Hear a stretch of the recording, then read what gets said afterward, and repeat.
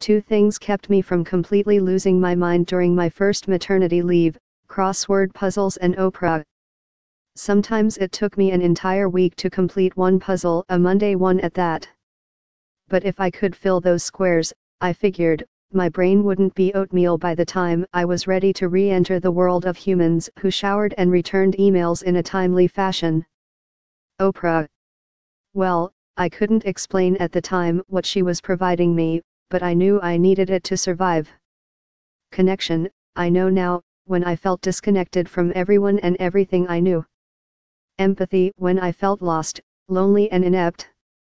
Stories, when I needed to tap my own empathy reserves. Humanity, when I wasn't interacting much with actual humans, outside the tiny one who baffled me even as she captured my whole heart. I have loved Oprah since college, another chapter when I felt lost, lonely and inept. I loved her during my first job at a newspaper in Indiana, when I worked nights and her show aired, blessedly, midday. I loved her when I had meningitis and suddenly found myself watching daytime TV again, first in a hospital, then recovering at home.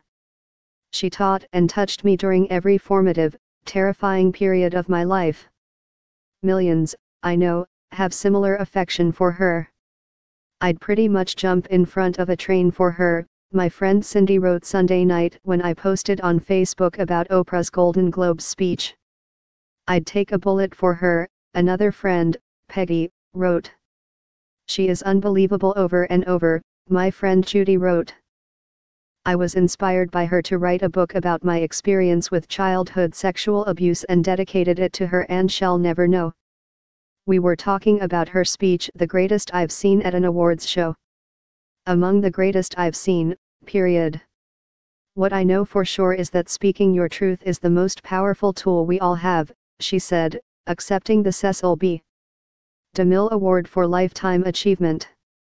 And I'm especially proud and inspired by all the women who have felt strong enough and empowered enough to speak up and share their personal stories.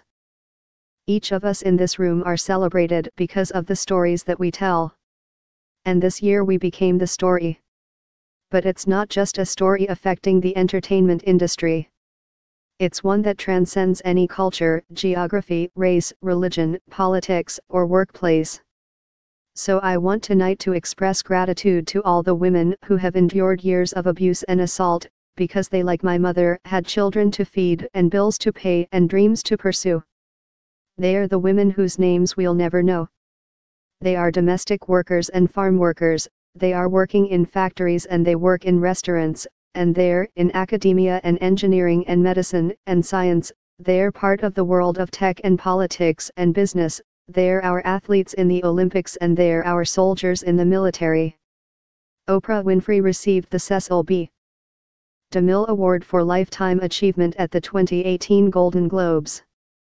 At a press conference following the ceremony, she was asked if the country is moving in a better direction following mass amount of sexual assault allegations in 2017. Oprah Winfrey received the Cecil B.